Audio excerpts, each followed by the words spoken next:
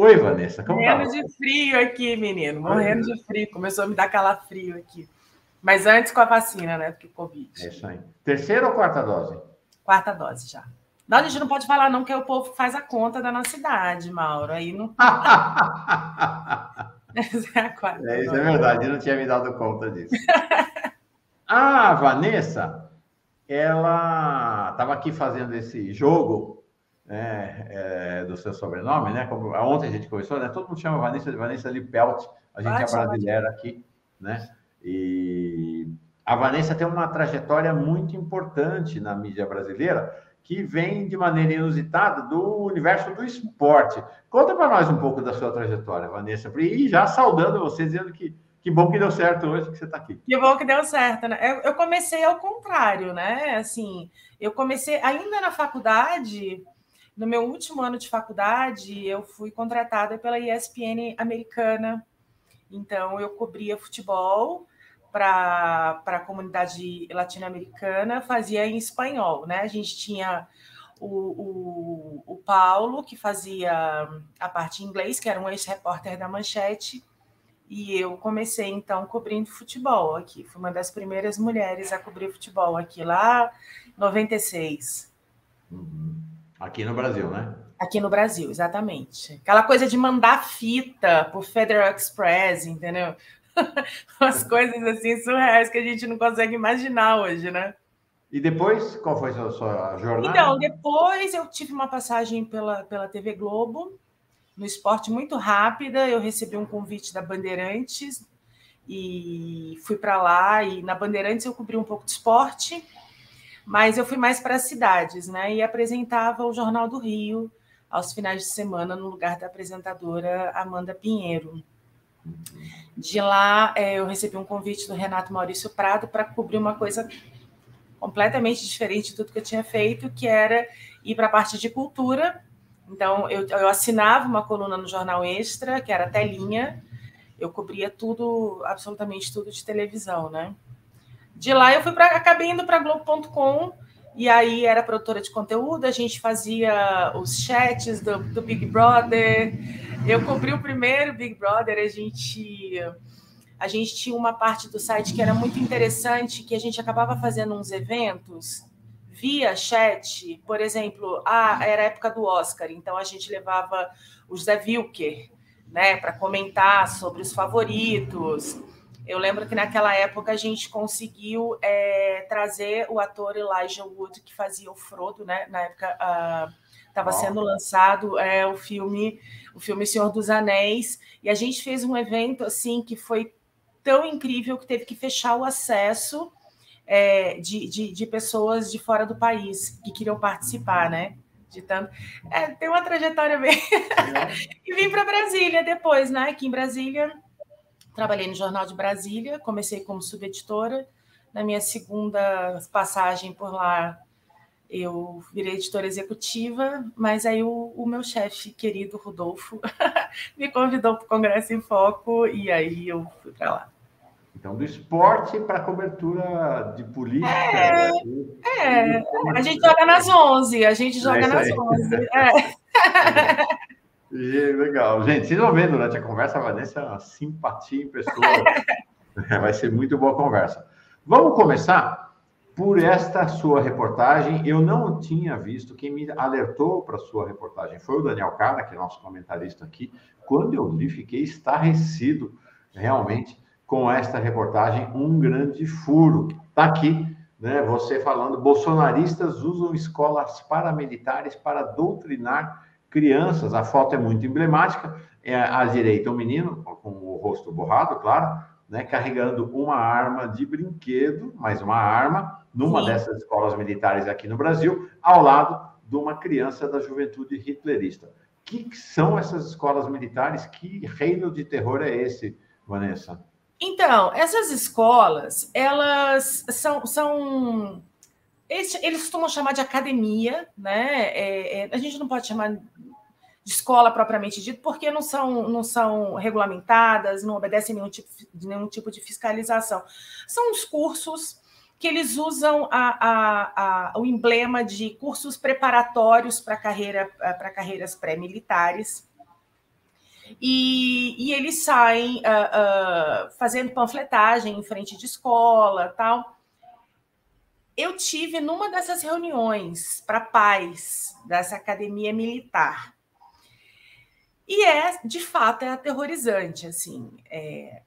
Eu só ouvia a palavra disciplina o tempo todo, como se quisessem militarizar mesmo as crianças. Você não via uma preocupação humanista, você via que era tudo militarizado, eles ensinando, porque nós vamos ensinar ordem unida para os filhos de vocês, porque vocês vão ter orgulho, porque seus filhos vão pedir licença para sentar à mesa. A partir de agora, aí eles falam, não, aqui não chama professor de tia, é senhor e senhora, e tem que responder, né, aqueles comandos militares. É uma coisa horrorosa. Eles usam como se fosse uma coisa assim, lúdica, né? Eles dão essa roupagem, porque a gente vai aprender sobrevivência, a gente vai aprender táticas, quase como se fosse o escotismo, né? Uma semelhança com o escotismo. Mas aí eu comecei a buscar alguns vídeos deles e comecei a perceber assim, eles ficam em formação e ao final gritam Brasil acima de todos. Aí eu falei, opa, peraí, tem alguma coisa estranha nisso aqui, né? Quando eu participei de uma dessas reuniões, eles falaram uma coisa que para mim me deixou muito... Eu participei como se eu fosse uma mãe, tá? Eu me infiltrei na reunião e eles falaram uma coisa que para mim me assustou muito. Olha, nas primeiras 8 aulas, os pais não podem participar. Vocês deixam os filhos aqui com a gente, vocês vão para shopping, vocês vão para o cabeleireiro, falaram isso, e deixem seus filhos aqui. Essas 8 primeiras aulas são muito importantes e os pais não podem participar. Inclusive, eu tenho o áudio, eu transcrevo na matéria, literalmente, o áudio que eu gravei dessa reunião. Né? O que está ali é ipsis literis o que foi dito pelo tal divulgador dessa academia militar. Mas o que mais me assustou quando eu comecei a fazer as pesquisas foi essa força pré-militar brasileira. Essa força pré-militar brasileira, essas fotos das crianças armadas, né, com simulacros de armas, são dessa força pré-militar. Essa força pré-militar está em vários estados do Brasil. E elas são... eles têm como se fossem filiais, sabe, Mauro? O proprietário, ele chama militares da reserva e diz que eles podem abrir, eles podem ser representantes e abrir, então, unidades da força pré-militar. E é uma coisa... Eu fiquei muito chocada quando eu vi aquelas fotos, principalmente essa desse menino... porque o rostinho está borrado, mas quando você olha aquilo, imediatamente eu fui para a juventude nazista. A expressão do menino, a postura dele, o orgulho de estar... não é essa. Essa é de um menino... essa aqui, né? Essa aí, exatamente, em cima da pedra. Essa foto eu tirei da página da Força Pré-Militar de Campinas. Agora, o mais surreal é você falar com o dono, né, com o fundador, até nem me lembro o nome dele agora, acho que é Mauro, alguma coisa, Moreto, o sobrenome dele. E outra, ele não é militar, e ele esse que você mostrou... Esse aqui, né? Não, esse que você mostrou é o Walter, né? Ele é da academia, né? Ele é da academia militar, Mirim. Ele, o irmão e mais um terceiro sócio. Curiosamente, quando eu entrei na página do Instagram, eles seguiam apenas uma pessoa, que é um militar também, que é ligado ao ministro Tarcísio, ex-ministro Tarcísio, né? Vou pegar aqui, eu tenho aqui no meu celular a matéria, porque aí eu posso te passar os nomes, porque a gente vai esquecendo, né? Depois da 4ª dose, a idade... Daniel Moreto. Daniel Moreto é o da Força Pré-Militar, né? E ele não é um militar. Ele já foi preso, inclusive, justamente com uma outra escola, no mesmo padrão, por vender, né? Por prometer a entrada dos alunos nas Forças Armadas. E aí ele foi preso em flagrante, conversei com ele, ele me disse que ele foi inocentado. Né? Então, cabe aqui a gente passar o lado dele, né? Mas existe, então, essa passagem. E esse Daniel Moreto, ele não é um militar e ele se auto-intitula um comandante. Tem uma apostila, o Mauro, dessa força pré-militar que é igualmente horripilante, porque tem aquelas músicas que os militares cantam enquanto estão fazendo exercício. Eles têm umas músicas que eles vão usando durante o exercício. E são músicas, assim, de teor, assim, violento, do tipo, eu quero ver a pele do meu inimigo pendurada não sei aonde. Olha, isso tudo aí são crianças e adolescentes que você está mostrando.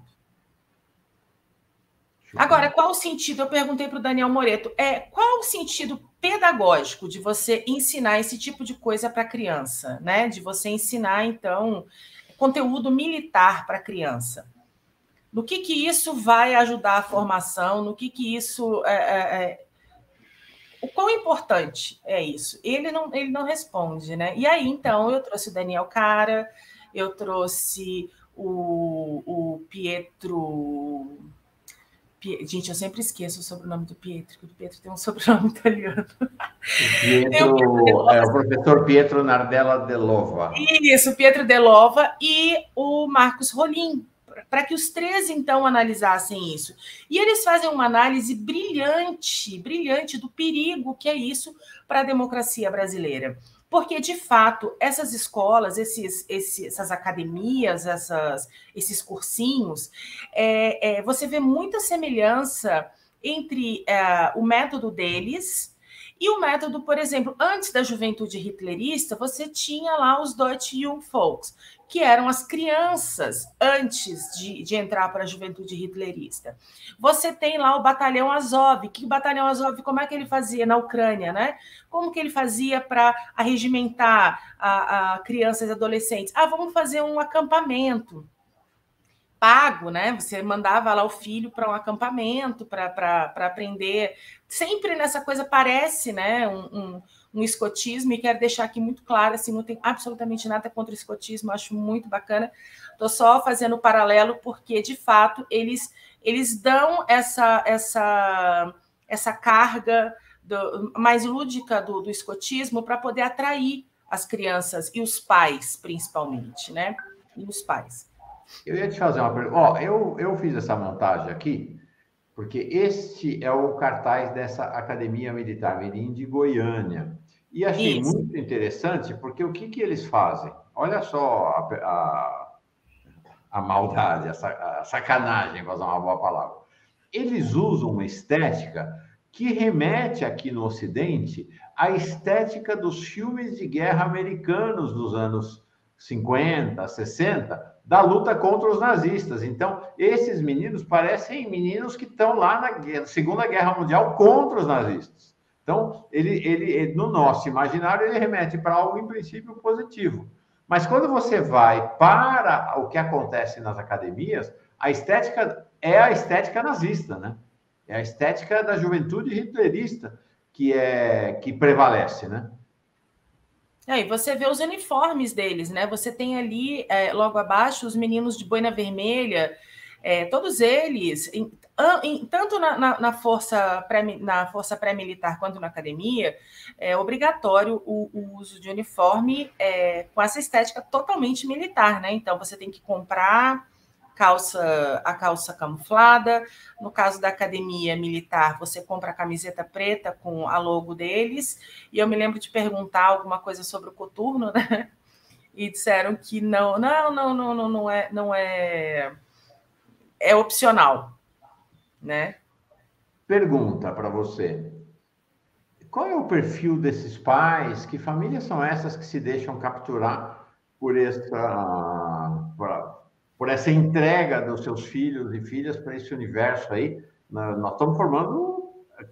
É uma escola de formação de torturador, gente. É importante ter clareza disso, né? É para isso que eles são formados, né? Para matar a gente, para torturar. Essa é a lógica, né? O perfil... No dia que eu tive nessa reunião, Mauro, foi até muito curioso, porque eu via, assim, classe média, de classe média para baixo. Pessoas buscando ensinar disciplina para os filhos. Eu achei aquilo tão... Eu falei, cara, você vai entregar isso para um militar, para uma coisa militar? Mas, assim, via que tinha um viés bolsonarista. Ali todo mundo era apoiador de Bolsonaro, né? Não tinha absolutamente ninguém ali de esquerda. Era todo mundo apoiador de Bolsonaro, classe média baixa. Eu lembro que eu acho que foi o Daniel que me falou, a gente conversando sobre essa questão de o perfil, né, dos que procuram. Tem muita gente que é de classe média, classe mais baixa, que acredita de fato que esse tipo de curso vai ajudar ao filho a ascender a algum status, entendeu? Que ele de fato vai entrar em alguma escola militar. Porque, assim, não é o caso da Academia Militar Mirim. Eu, de fato, não ouvi deles essa questão de nós vamos preparar para carreiras militares. Mas, se você entrar na Força Pré-Militar, você vai ver que tem isso, né? Eles dizem isso, inclusive, na conversa comigo, quando eu pergunto se eles são uma instituição paramilitar. E eles, não, nós somos um curso pré-militar. E aí, então, quando eu vou confrontar o conceito de paramilitar com eles, né, de emular uma hierarquia militar, uso de arma, tudo mais, então a pessoa que estava falando comigo, olha, já te passei o telefone do Daniel Moreto, você trata disso com ele, né? Então, assim, a gente percebe que essas pessoas que buscam esse tipo de curso buscam serem encaminhadas para uma carreira militar. É isso aí. A Elizabeth diz aqui, total razão, claro. Disciplina não é o foco, todos devem ter disciplina. O problema é qual orientação que está sendo atrelada a essa palavra, né? A disciplina como segmento cego a esse processo de doutrinação, mesmo que é isso mesmo, né? O que Bolsonaro implementou no país não foi a disciplina, foi a anarquia, né? E eu consegui umas fotos agora recentemente do Bolsonaro com crianças da Força Pré-Militar. Uma coisa que você falou, só registrando o Alessandro Miro Degani, bom dia, Mauro, Lula em Uberlândia, estarei presente vivo, assim, daqui a pouquinho vai inveja. Que inveja. A vereadora Dandara, do PT de Uberlândia, que vai estar na programação, vai contar para nós tudo que está rolando em Uberlândia hoje. Ela vem junto com Vilma Reis. Você falou uma coisa que não está na matéria, mas que me deixou muito espantado e me remeteu direto a esse universo do nazismo. As crianças recebem um bloquinho e elas chegam em casa e aplicam multas a seus pais.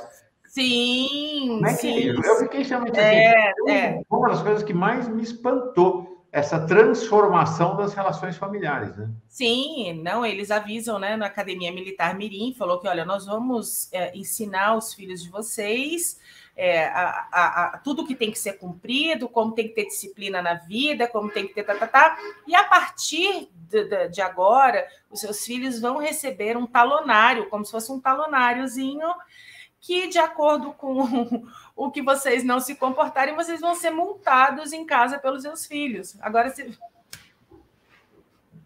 é isso. É surreal, Mauro, é surreal. Agora, a grande pergunta é o seguinte: e se fosse a esquerda fazendo isso? Porque você não vê nenhuma manifestação. Inclusive, eu quero falar aqui uma coisa que me espantou muitíssimo. A gente teve apenas um deputado que solicitou uma audiência pública para tratar do assunto, que foi o deputado professor Israel.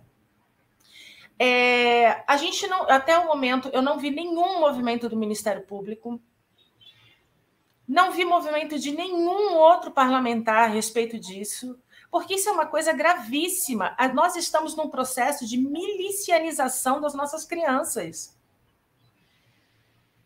E não se falou nisso.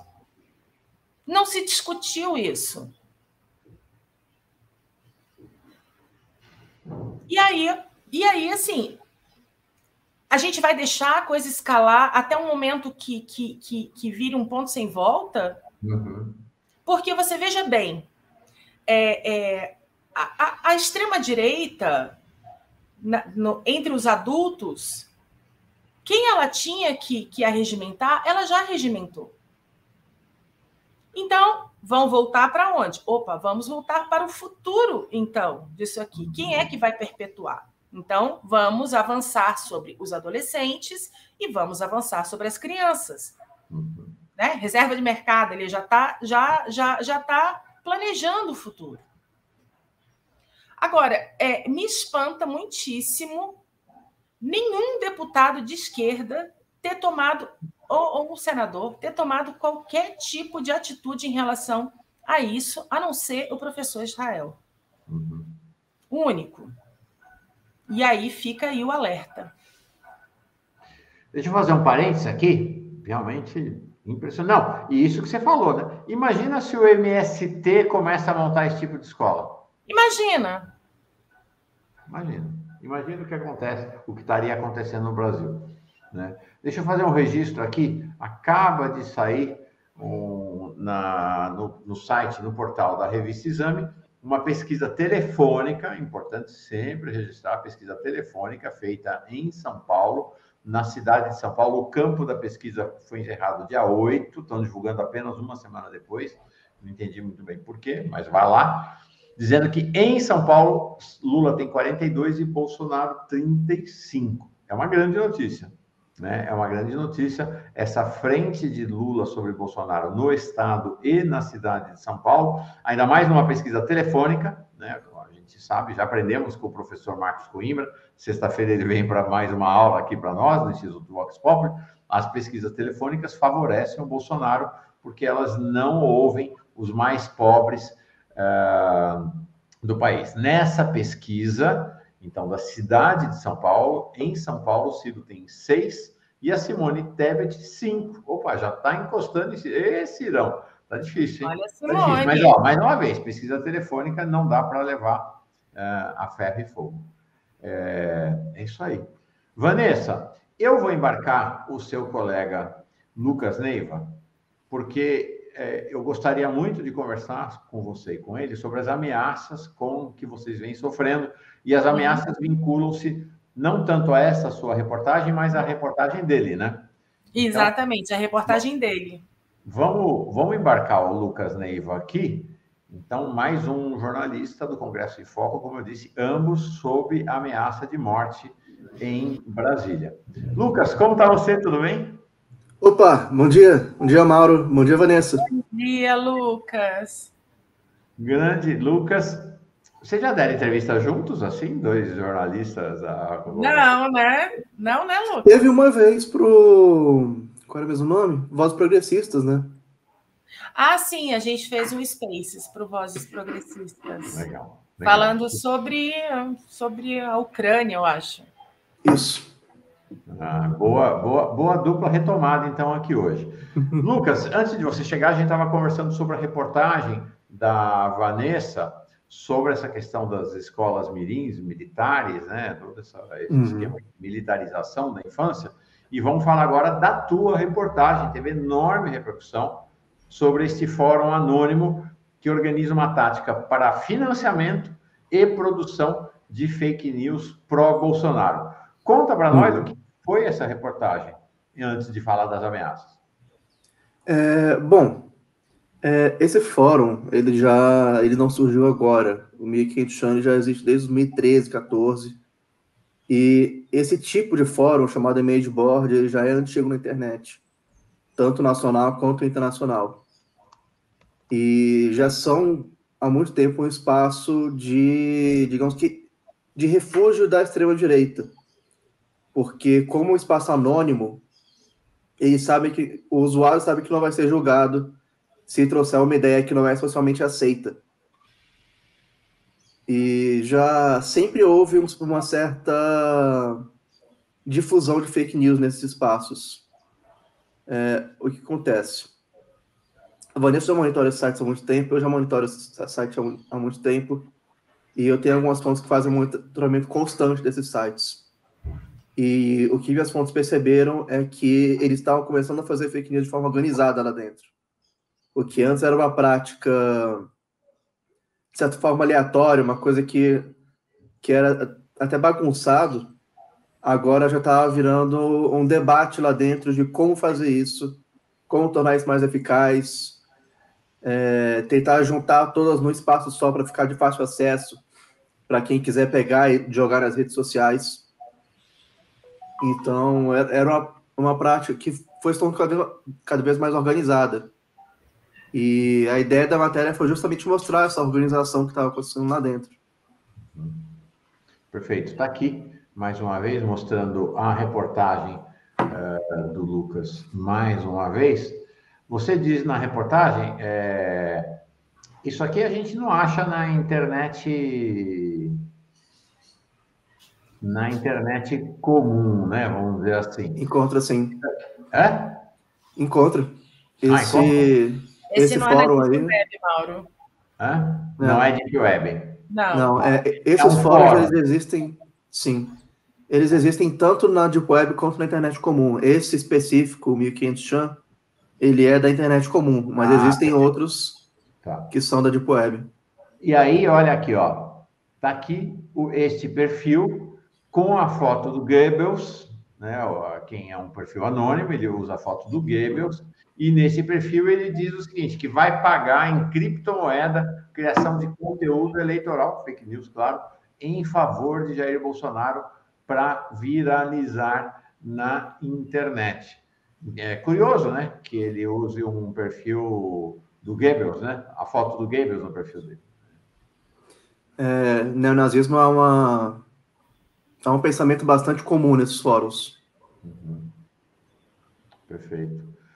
No mesmo dia em que essa reportagem do Lucas foi ao ar, ele começou a sofrer ameaças. Está aqui a reportagem do dia seguinte, saiu num sábado, não é? Sua reportagem, no domingo, o Congresso em Foco deu esta. Repórter é ameaçado de morte após revelar esquema de fake news pró-Bolsonaro. O que a gente vê aqui realmente é impressionante.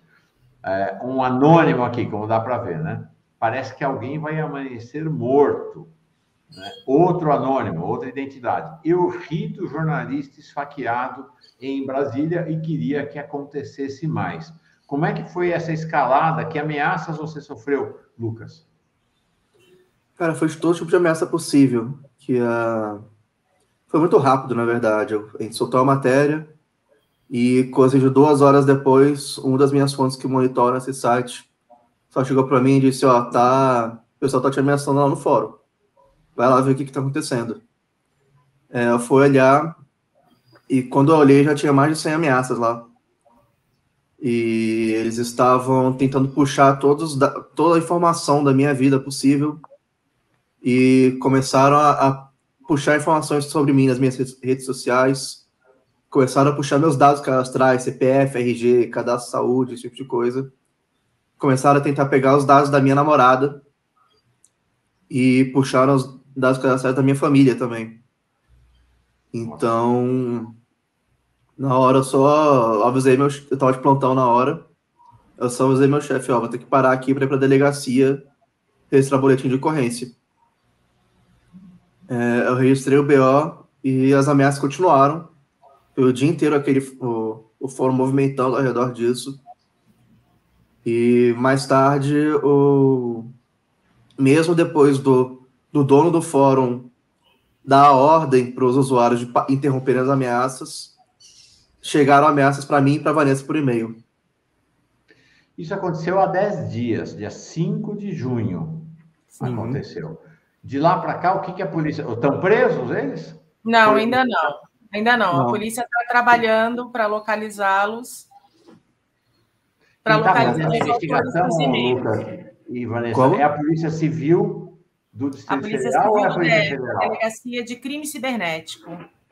Isso. E o que vocês sentem, né? Bom, e você, Vanessa, por que você sofreu ameaças e que ameaças você está sofrendo? Eles buscaram, né, quando eles estavam buscando coisas do Lucas, eles acharam uma outra matéria nossa de 2019 falando sobre esses fóruns. Se eu não me engano, foi uma matéria, né, Lucas, que a gente falou de uma tentativa de um massacre numa escola, não foi isso? Isso. Que eles estavam falando dias antes sobre esse massacre, que então aconteceria nessa escola, que acabou sendo frustrado. E a gente achou, a gente fez a matéria, nós passamos o que a gente encontrou para a Polícia Federal. Enfim, eles fizeram as buscas atrás do Lucas e acharam essa minha matéria.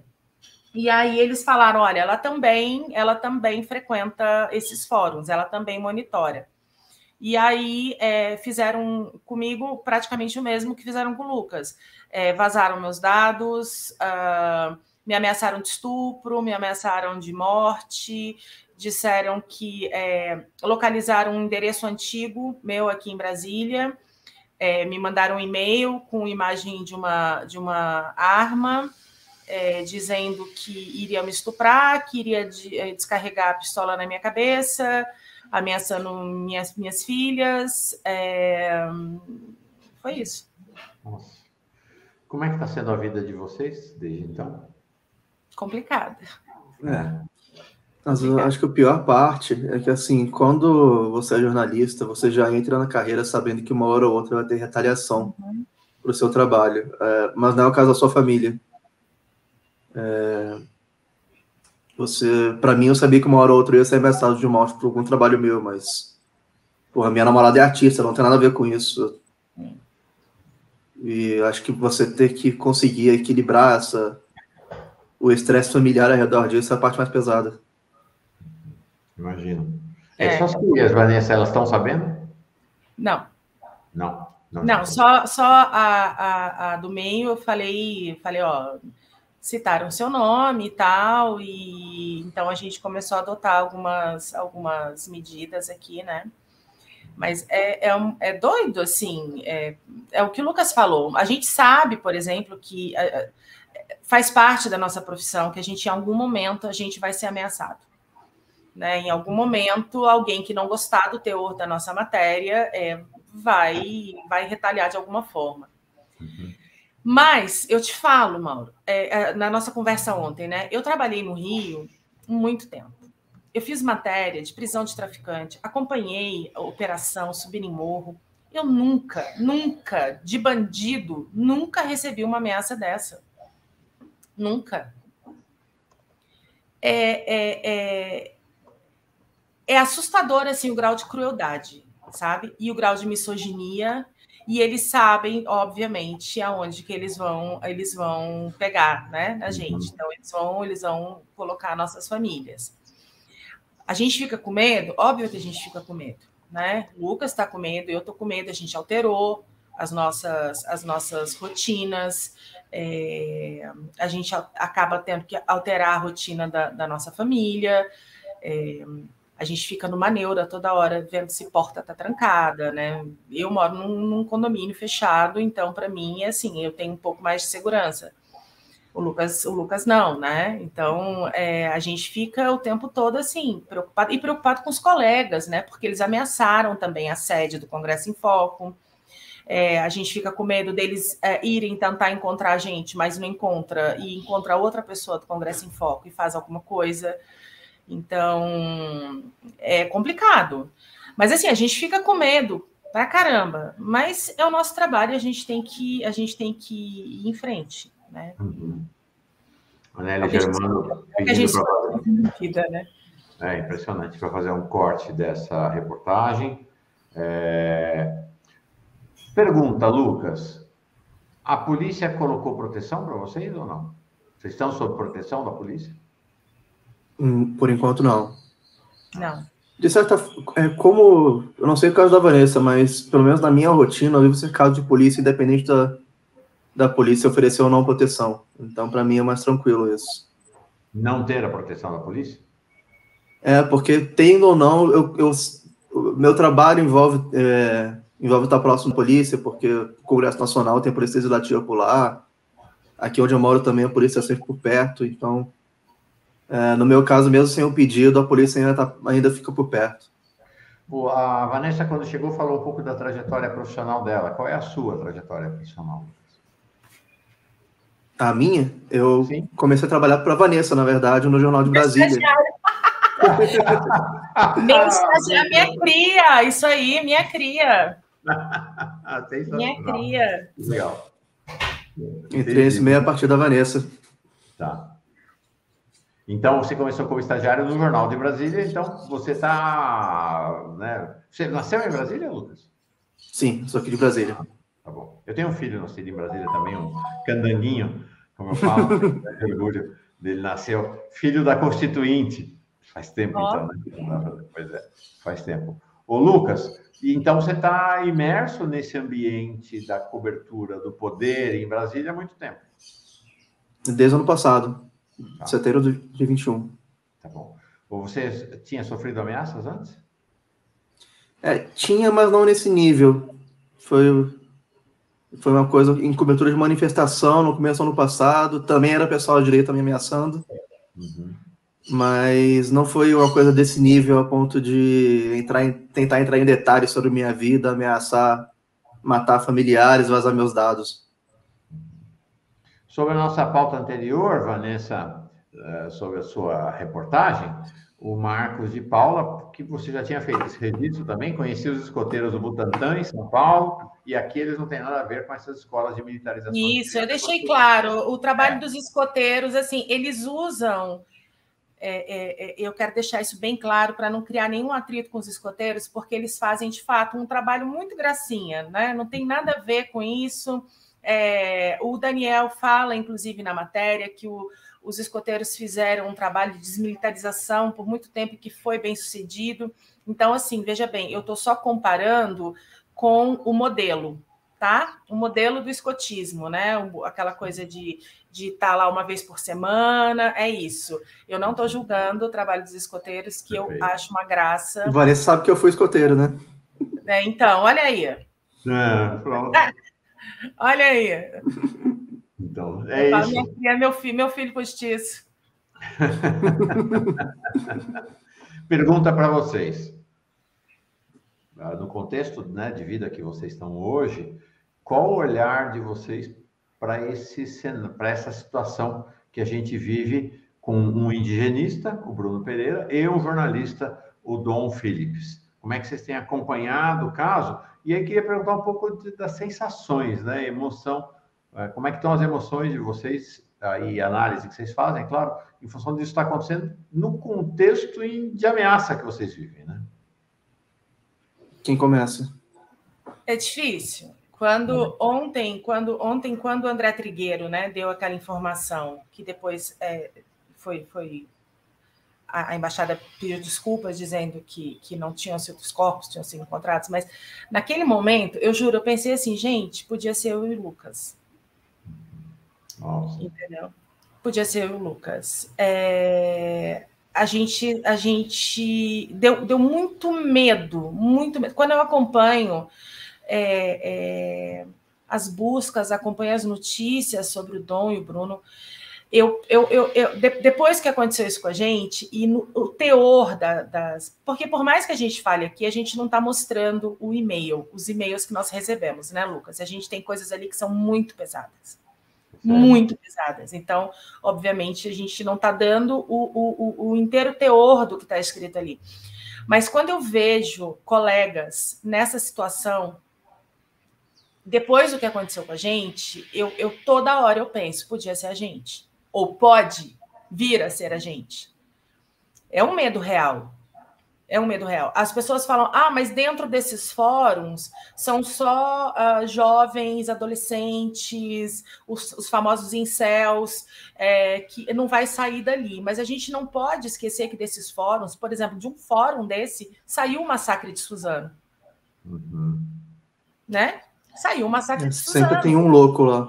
Sempre tem um.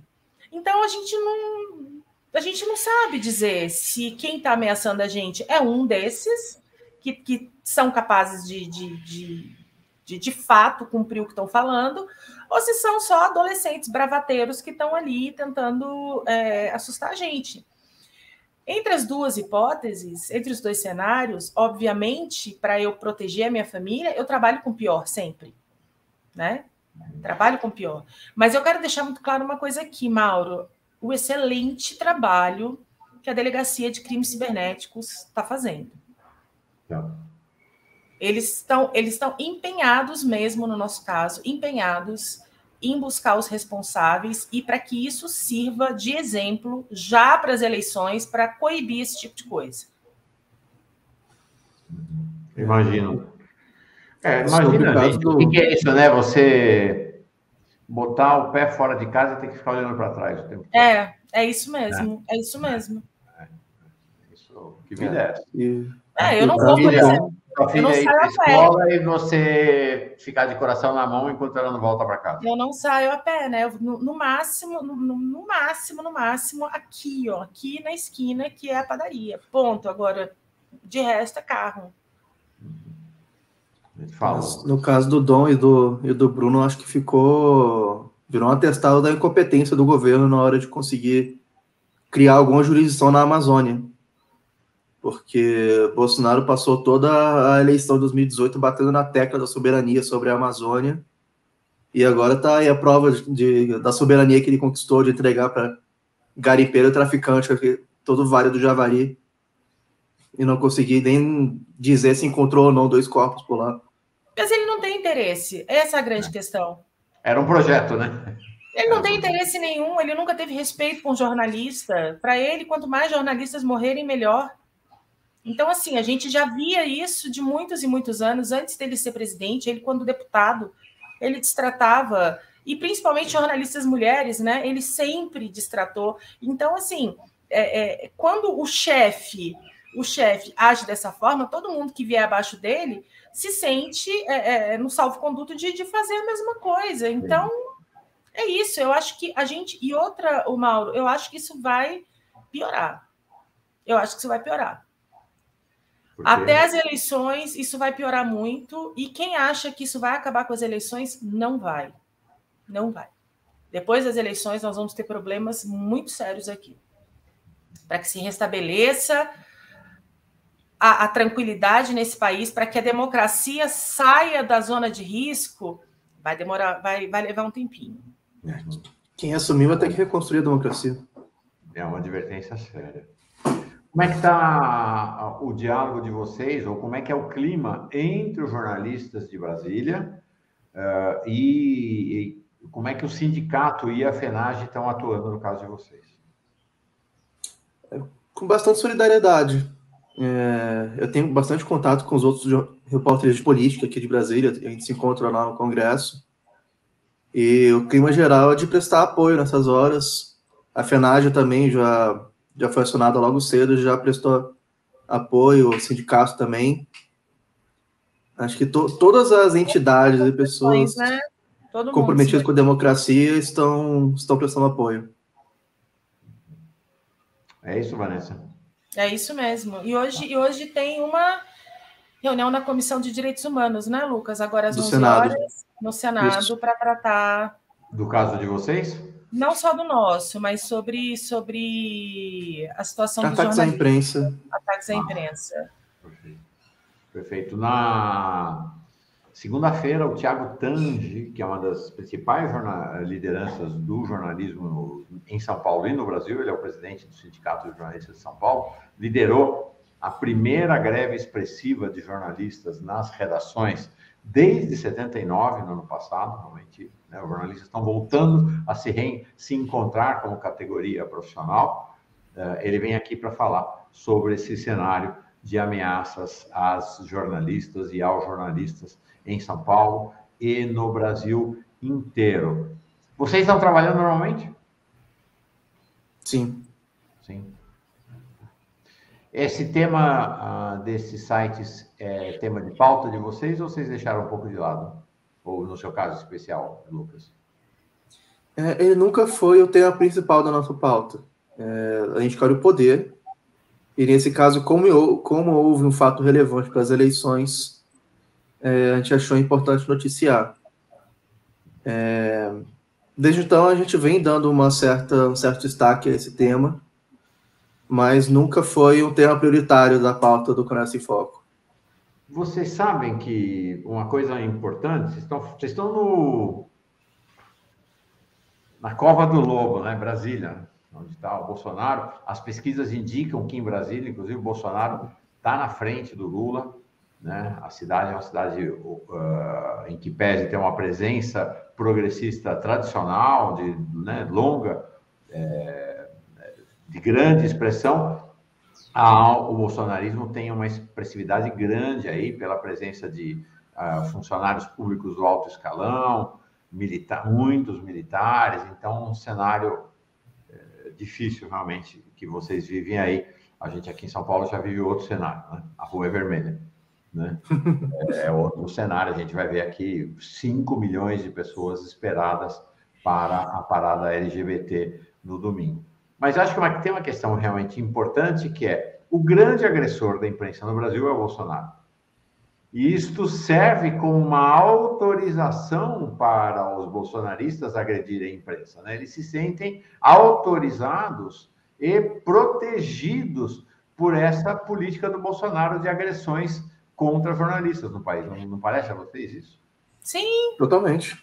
Ele endossa esse tipo de comportamento. Ele endossa e ele estimula esse tipo de comportamento.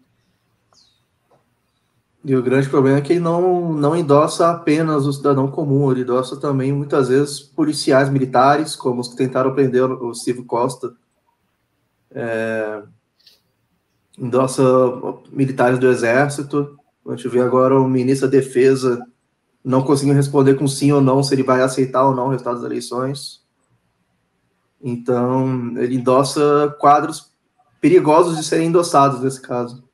Sim. Impressionante, realmente. A FENAGE divulgou agora, a FENAGE, Federação Nacional dos Jornalistas, tá? No final de janeiro, ela divulgou o relatório da violência contra jornalistas e liberdade de imprensa no Brasil 2020, tá? O relatório diz respeito a 2020 e mostra que houve um aumento de 105% nas violências contra profissionais de imprensa. O Bolsonaro é o principal agressor. Dos 428 casos computados pela FENAGE de ataques a jornalistas, Bolsonaro sozinho é responsável por 175. Por 175, agora vocês imaginam, essa turma que atacou vocês dois, que está atacando vocês, não é o Bolsonaro, mas são os bolsonaristas. Então, muito provavelmente, o bolsonarismo deve ser responsável pela outra fatia. É claro que tem sempre essa questão do radialista da cidade, que agride o prefeito corrupto, denuncia o prefeito corrupto e aí sofre ameaças, né, que são uma característica do Brasil. Mas parece que a imensa maioria desses ataques, o que não é de Bolsonaro, é do bolsonarismo contra jornalistas. É por isso que eu digo, a questão não vai acabar com a eleição, com a derrota de Bolsonaro, porque o bolsonarismo se tornou maior que o próprio Bolsonaro. Então, a gente vai ter que lidar com isso por muitos anos. E a extrema-direita sabe se mobilizar muito melhor que a esquerda. Digitalmente, eles dominam o ambiente, né? A gente vai lá para trás, a gente vai começar a analisar quando Bannon começou a atuar digitalmente para poder interferir no Brexit, interferir nas eleições nos Estados Unidos. Ele interferiu nas eleições, ele cuidou, né, da parte do Orbán. Tem dedo dele nas eleições do Movimento 5 Estrelas na Itália. Então, assim, a extrema-direita é extremamente organizada. Bannon também atua na Deep Web. Ele encontrou ali também um ambiente muito fértil para que ele conseguisse se movimentar e arregimentar mais simpatizantes. Então, assim, é uma coisa que eu sempre bati assim, em algumas entrevistas. A esquerda, ela precisa urgentemente aprender a se movimentar no meio digital. porque é onde a extrema-direita nada de braçada. E é ali que nascem as fake news. Eles têm todo... Por mais que nós, jornalistas, saibamos qual é o método para a criação de uma fake news, mas, amado, a pessoa que está lá a tia do Zap não sabe, né? Não sabe. Então, a gente tem que saber, a esquerda tem que começar a aprender, tem que usar isso para contra-atacar e para combater.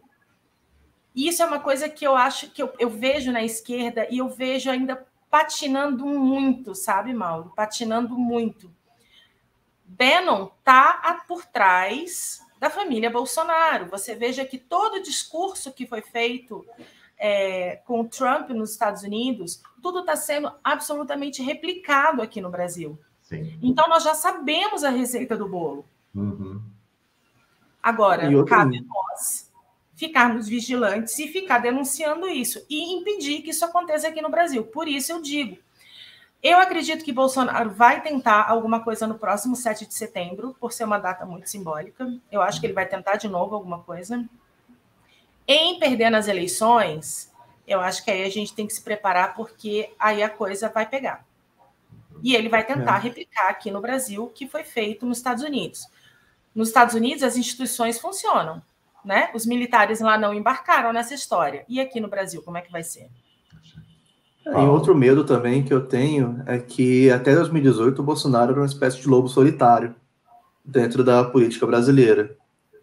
Mas com a eleição dele, surgiram, digamos que, novos Bolsonaros na nossa política. Você entra no parlamento, por exemplo, você tem vários deputados que tentam replicar o comportamento que ele tinha enquanto parlamentar. Você tem aí Daniela Silveira, você tem Éder Mauro, você tem outros quadros no PL, você tem a Carmen Zambelli.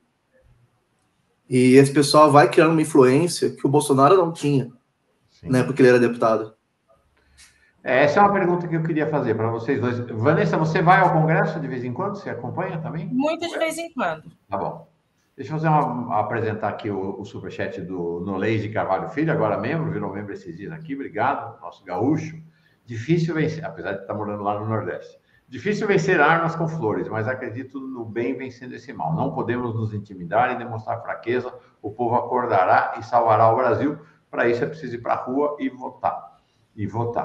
Em 87, 88, acho que o Lucas nem era nascido ainda. Não. Em 87, 88, eu era um jovem jornalista e acompanhei o Congresso Constituinte. Então, eu fiz uma dupla, ele foi meu professor, naquela época, o Clóvis Rossi, um nome já falecido, Clóvis Rossi é um nome histórico no jornalismo brasileiro.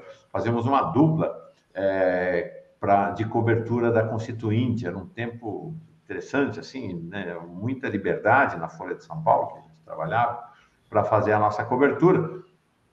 E um outro tempo, eu não sei, queria perguntar agora do clima em Brasília. Então, era assim, primeiro, tinha muito menos essa coisa da segurança, né? Eu lembro que a gente usou umas 3 vezes, aí depois já não deu mais para usar a tática, Clóvis, Rossi e eu, que era passar numa floricultura, comprar um ramo de flores, e na casa do Ulisses Guimarães, que era o presidente da Câmara, ele morava lá na Península dos Ministros, na casa oficial do presidente da Câmara dos Deputados. A gente chegava lá, tocava a campainha, vinha uma pessoa atender e a gente queríamos entregar umas flores para Dona Mora, esposa de Ulisses Guimarães, ambos morreram naquele trágico acidente do helicóptero. Ela vinha receber e, inevitavelmente, nos chamava, entra, meninos, vem tomar um café. E aí o Ulisses, em algum momento, passava e rendia sempre uma entrevista boa.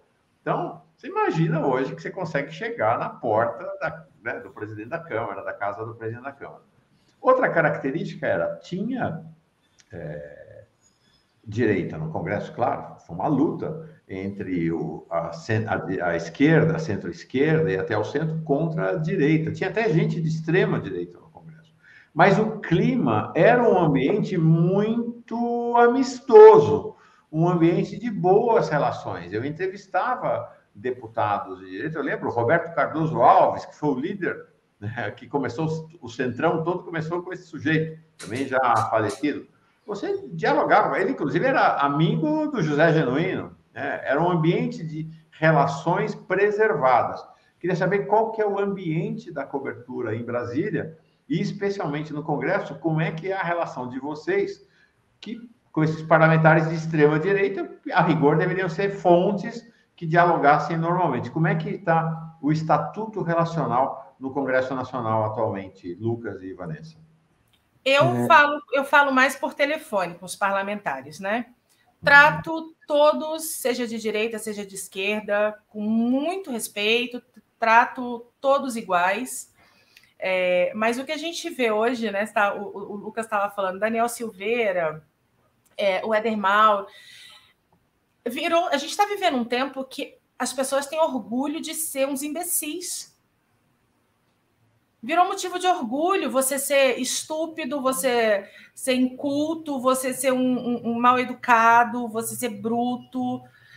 Você fala de uma época que havia gentileza, que havia respeito nas relações, eram relações políticas de fato. Você enxergava o outro não como seu inimigo, né? Você enxergava o outro como, olha, ele é o meu oponente aqui, ele não é meu inimigo. Né? Nós estamos aqui em lados opostos, mas nós mantemos uma boa relação. O que eu vejo é um culto à imbecilidade desde que o Bolsonaro ascendeu. As pessoas, principalmente os homens, né? Eles têm orgulho de serem esses brutamontes e como se isso conferisse poder a eles, como se isso conferisse algum tipo de status a ele. Então, assim, eu queria só deixar claro, o único status que confere a vocês é que vocês são os completos idiotas. Ponto. E a gente vê, pelo menos, eu percebo na convivência dentro do Congresso uma diferença muito grande na forma de tratamento daquele pessoal que já era parlamentar antes de Bolsonaro ser eleito como presidente e que já era de direita desde então e que permaneceu direita, então passou para a direita agora, e aqueles parlamentares de extrema-direita recém-eleitos, como é o caso do Daniel Silveira, de Carla Zambelli e outros. Os que já eram parlamentares antigos, eles sabem lidar com a imprensa, eles sabem... Nós temos um trato respeitoso um lado com o outro, porque a parte, eles já são acostumados com o jogo democrático, sabem que o repórter não está ali para fazer mal a eles, esse tipo de coisa. Os recém-eleitos já tendem a ser agressivos, não só com a gente, mas também com outros parlamentares que discordam com eles. Não, você pega, a gente falou mais cedo aqui com o Valdemar Costa Neto falamos sobre o Valdemar Costa Neto, né? Mais cedo foi tema com o Ivan Valente. A gente sabe quem é o Valdemar Costa Neto, né? Ele falou lá dos relatórios, enfim, a gente sabe qual é o esquema, né? Amor pelo dinheiro. Mas é isso, ele está lá no Congresso há muito tempo, ele não vai te destratar, né, Lucas? Ele vai dialogar. Ele vai dialogar. É a direita que rouba, mas tem um mínimo de cordialidade na relação. Essa turma aí desapareceu, né? A cordialidade desapareceu completamente. Impressionante. Tá bom, gente querida. Olha, como dizem, a Vanessa, ela é fluente, né? Fazia tudo em espanhol, né? Parece PN. Nem lembro mais nada. Não precisa nem... Não me lembro mais nada. Eu acho até engraçado lembrar que eu fazia macarismo. Tu casa. Muitas graças. Vocês dois, que aqui é um espaço permanente para vocês, a hora que quiserem. Foi muito esclarecedor e, ao mesmo tempo, angustiante essa entrevista de vocês, que essa delegacia de crimes cibernéticos da Polícia Civil aí de Brasília, que vocês dizem que está dando um acompanhamento integral e competente, por causa de vocês, esclareça o quanto antes essa turma vá para a cadeia, né? Para que vocês voltem a ter uma vida pessoal e familiar em paz. Tá? Orgulho de ser colega de vocês, jornalistas. Muito obrigada, Mauro. Muito obrigado. Muito agradecida. Muito agradecida mesmo. Tá aí, Vanessa Lippelt e Lucas Neiva, do Congresso em Foco, jornalistas que merecem este nome. Obrigado, gente. Bom dia para vocês. Obrigada, Mauro. Tchau, tchau.